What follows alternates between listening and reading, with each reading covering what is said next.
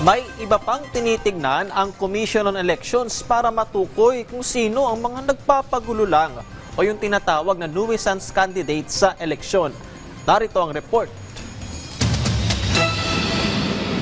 Mismong Supreme Court na ang nagsabi, hindi nakasama ang financial aspect at popularidad sa pagdeklara ng nuisance candidate. Pero ayon sa COMELEC, may iba pa naman silang tinitingnan para malaman kung pampagulo lang ang isang kandidato.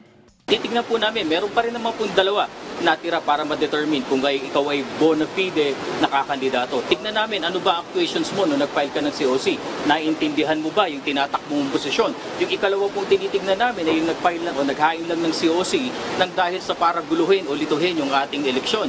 Mga agaw ng boto sa lehitimong kandidato. Para naman sa ikalawang araw ng filing ng Certificate of Candidacy o COC dito sa Manila Hotel Tent City, nasa 19 lang ang naghain ng kanilang mga kandidatura na kinabibilangan ng 10 aspiring senators at 9 na party list.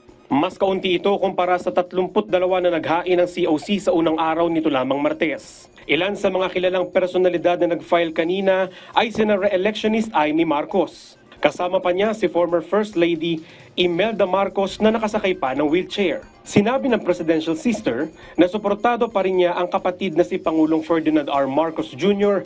kahit hindi na siya sumama sa senatorial slate ng administrasyon.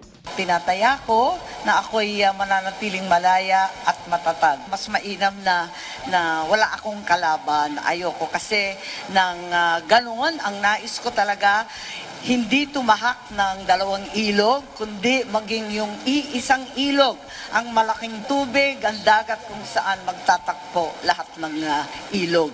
Para makausap natin lahat ng sektor. Kabilang sa mga plataforma ni Senator Amy, ang patuloy na suporta sa mga magsasaka, people with disabilities, at senior citizens. Sinundan ito ng senatorial candidates ng administrasyon na sina Tito Soto at Ping Lacson. Plataforma nila ang right-sizing sa gobyerno at paglaban sa fake news.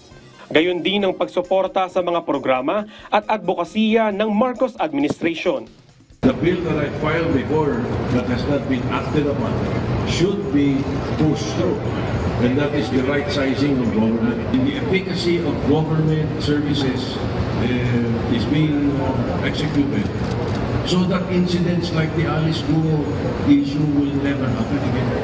I will help President Bongbong Marcos pursue his administration's programs to benefit the majority of the Filipino people in alignment with his SONA message last year and in cadence with my personal credo, ang tama ay paglaban, ang mali ay labanan. Nagain din ng kanyang kandidatura si re-electionist Lito Lapid na ang tututukan naman ay ang pagpapalakas ng agritourism sa bansa. Iyan po natin agritourism at saka bawat bayan, one product, one town. At yung nga po isusayahan natin at palalawigin ko po ang naipasa nating batas na pre-legal assistance at tinatawag Lapid Law. May ilan din na kilalang personalidad na naghain ng kandidatura para sa party list. Gaya ng vendors party list na pinangunahan ni Deo Balbuena na sumikat sa social media dahil sa Diwata Pares a Teachers Party List. Samantala, sinabi ng COMELEC na magdedeklara lamang ito ng gun ban sa mismong panahon na ng eleksyon. Nasa poder po at nasa kapangyarihan ng COMELEC yung gun ban at ito po ay nakatali sa election period. So kung kailan po ma-declare ang election period, dyan din po iiral ang gun ban. Ayon naman sa Anbang, pinayagan na nilang makaboto ang 10 barangay EMBO ng Taguig sa 2025 midterm elections. Naging tahimik at walang untoward incidents naman ang ikalawang araw ng filing ng COC sa Manila Hotel Tent City. Habang zero crime rate ang natanggap nilang ulat mula sa PNP.